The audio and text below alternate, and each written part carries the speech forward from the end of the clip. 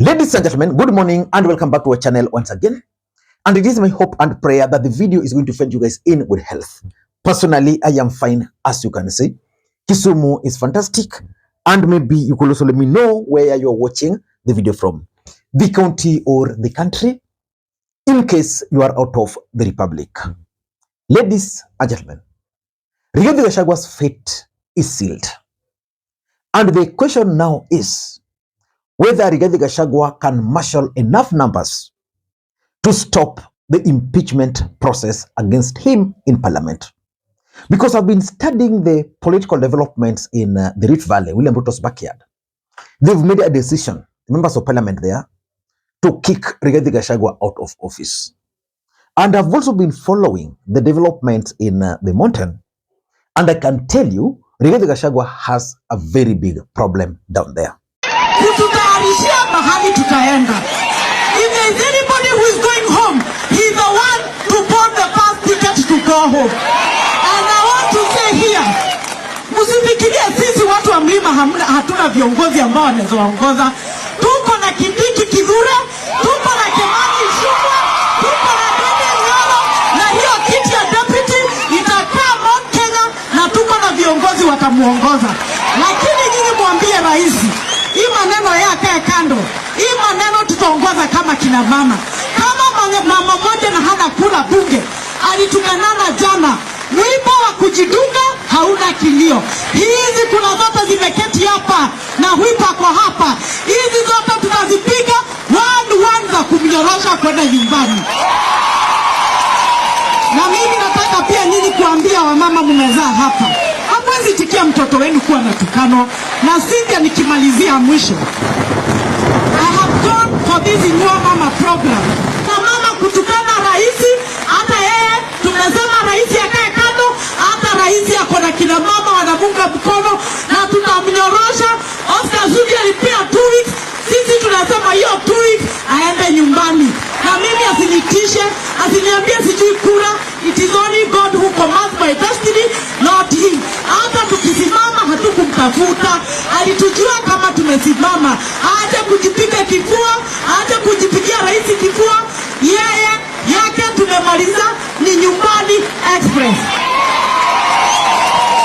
Na mimi ni mimi mjumbe, mimi ni mimi mbibi ya mjumbe wake. Mnashika hiyo maneno? Mnashika hiyo maneno? Mimi ni mimi bibi ya mjumbe wao. Amekataliwa mpaka nyumbani.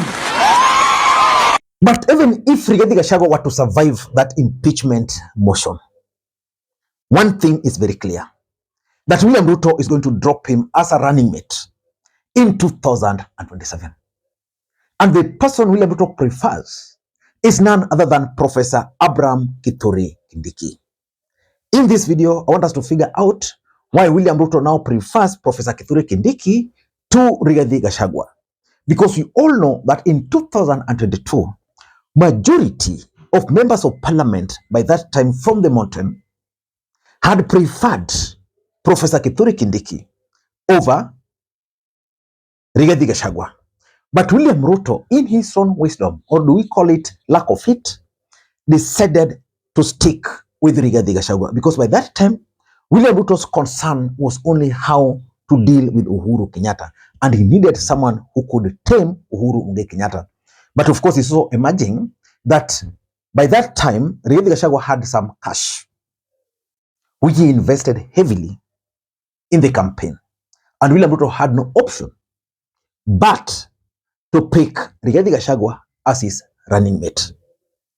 And Professor Kithure Kindiki was not very happy during that time. I remember him storming out of the meeting. And the day William Ruto unveiled Rigathi Gachagua as his running mate, Professor Kithure Kindiki addressed the country. Listening to the address by Professor Kithure Kindiki at that time, because he was very clear that he was going to take a break from politics and that he was not going to pick up any appointment in government, but in future would run for national office. Listening to Professor Kithure Kindiki at that time. I had the honor and privilege of calling the Honorable Rigathi Gachagua to congratulate him on being nominated to this position. I have communicated to him my deep admiration for his resilience, focus, and hard work, which has been paid off by the party as a result of yesterday's achievement. I have taken the decision to take a break from elective politics starting 10th of August 2022. I have decided that I will not be seeking for any appointive position whatsoever. However, I will remain available to my country in future should an opportunity arise to seek leadership positions that may be available at the national level in the future. That future, I don't know when it will be. So in this video, I want us to figure out why William Ruto now prefers Professor Kithure Kindiki over Rigathi Gachagua. Because William Ruto has already made up his mind that if the members of parliament will succeed in removing Rigathi Gachagua, then Professor Kithure Kindiki is going to be picked as a running mate. Which for me, if I were him, I would not accept that.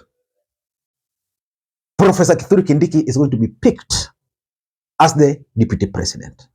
Of course, if I were Professor Kithure Kindiki, I'd rather stay in the Ministry of Interior as a cabinet secretary than being a deputy president, because deputy president position in the Republic of Kenya today, I would not pick it. Then William Ruto has also decided that he's going to appoint Kimani Ichung'wah as the cabinet secretary for Interior. Then he's going to bring Ndindi Nyoro to be the leader of national, to be the leader in the National Assembly, majority leader. Then he's going to bring Korea Kimani, who is the current chair of the budget of finance, to become the chair of the budget committee. That is his plan. So which means the fate of Rigathi Gachagua is already sealed, whether after the impeachment or in 2027. But why do you think William Ruto prefers Kithure Kindiki? Before we get into all those details, in case you are watching the channel for the first time, please take a second or two, click that subscribe button so that next time we produce a video like this, YouTube will automatically notify you. And with the subscribers, I want to continue thanking you guys for your continued support. Because without that support, this channel cannot be where it is. Ladies and gentlemen, without any further ado, allow me to dive in. But again, before I dive in, allow me to also take this opportunity to introduce you guys to LemFi. LemFi is a mobile money app for users in the UK, Canada, and the United States of America to send money back to Kenya. They offer the best exchange rates and the money will be delivered instantly into your M-Pesa account. You can use the link in the pinned comment to download the app. Ladies and gentlemen, let us dive in. Let me tell you a story. After the Gen Z protest, William Ruto decided to dissolve his entire cabinet. He removed everybody. But he brought back a few cabinet secretaries. One of the people majority of Kenyans had expected to be either removed or reshuffled was Professor Abraham Kithure Kindiki because of the police brutality. But William Ruto retained him in that position. Again in Mount Kenya, one man, Moses Kuria, was removed. And another man from Kiambu, the cabinet secretary for agriculture, Dr. Andrew Karanja, was brought on board.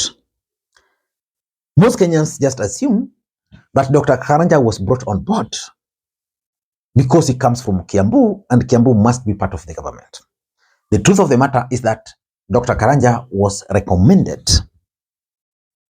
by the majority leader, Kimani Ichung'wah. That is when this succession politics against Rigathi Gachagua began. But let us not get into that. Why do you think William Ruto now prefers Professor Kithure Kindiki?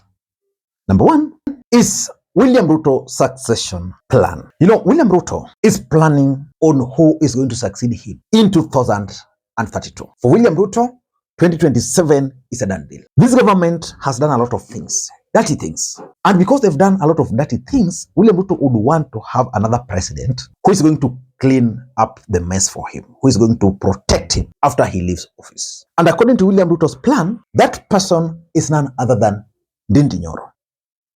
But Rigathi Gachagua is ambitious, which means if William Ruto were to continue having him, he's going to entrench himself, politically speaking. William Ruto is not comfortable with that.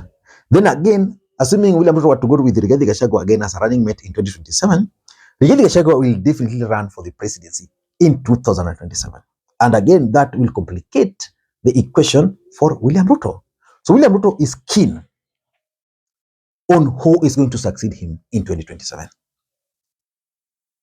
Rigathi Gachagua has already betrayed himself by expressing his interest. He's ambitious. Compare Rigathi Gachagua to Professor Kithure Kindiki. If, for example, Rigathi Gachagua were removed today and Professor Kithure Kindiki is appointed as a deputy president, even if they were to negotiate that the interior ministry would be still in that office, then the truth is, and that's the truth, he's not that ambitious. He would not begin planning for 2032. William Ruto would now prefer someone like that. That's number one. Number two is the 2027 re-election matrix. One of the truths which you must agree to is that William Ruto has become very unpopular. And his chances of re-election are very slim. Even if they were working very closely with Rigathi Gachagua, his re-election chances are still very slim. So William Ruto has figured out that in the last election, the mountain gave him a lot of votes. He made a lot of promises to the mountain. So far, those promises are yet to be met. The people of the mountain are very bitter with him. He understands that. Which means for William Ruto, he must reach out to other places. So William Ruto's equation for 2027 is totally different from William Ruto's equation for 2022 is totally different. William Ruto's equation for 2027 is totally different from his equation in 2022. In 2022, it was simple. Have the mountain, have a Rift Valley, then a few pockets here. But now the mountain is going, which means Ruto must figure out other areas. That is the Nyanza, the coastal region, and which other place. For Rigathi Gachagua, it can't help Ruto win those other regions. Because it's Mount Kenya. I mean, nobody would prefer that. So Ruto would rather have someone who is not ambitious. Then he can now go to Nyanza. He can go to coastal region and even sell the ticket plus that guy. Because I'm sure the people of Nyanza would not have a problem if Kindiki were William Ruto's running mate in 2032. Even if Ruto were to decide, okay, it's Professor Kithure Kindiki. But they'll have a lot of problem with Rigathi because Rigathi is too divisive. That's number two. Number three is control of Mount Kenya politics. There is no way William Ruto would want someone else to control Mount Kenya politics. That's why he even went ahead and forcefully took control of Jubilee Party. Now, Rigathi Gachagua wanted now to take control of Mount Kenya. That cannot be allowed. So William Ruto would rather sacrifice him at this stage than allow him to be in charge of the mountain, which means if Rigathi Gachagua to be in charge of Mount Kenya, then William Ruto will be seeking for his permission to do A, B, C, D. And that's something which William Ruto is actually fighting for.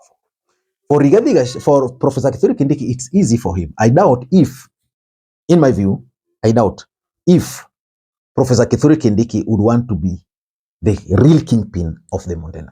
For me, that's not a very big problem to him. And of course, we also know that Rigathi Gachagua has some links to Uhuru Kenyatta. Those links annoys William Ruto. He's not comfortable with them. And of course, the choice for running mate in 2027, Ruto do not want to have Rigathi, but who can he pick? Kindiki. Why? Because even in 2022, the choice was Kindiki.